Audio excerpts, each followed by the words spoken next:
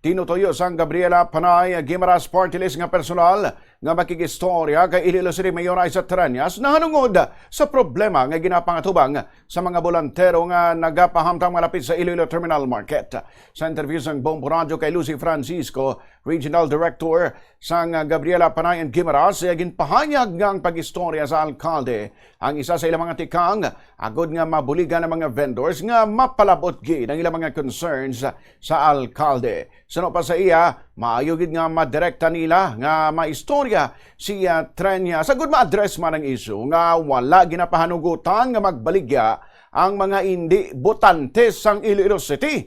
Naghatag man sang suhestyon si Francisco nga mismo ang mga bolantero halin sa probinsya ang magpangayo man sang pulig sa ilang mga alkalde. Agud sila ang mahatagan sang assistance kag matulod nga maistorya si Mayor Trillanes kag hatagan man sila sang kagaynan nga makabaligya sa syudad. Dugang pariyang nga ginaplanuhan man sa ilang organisasyon kaupo ng mga vendors nga mag-obra sang maayo gid nga solusyon sa problema kag mangin isa ini ka win-win solution para sa tanan.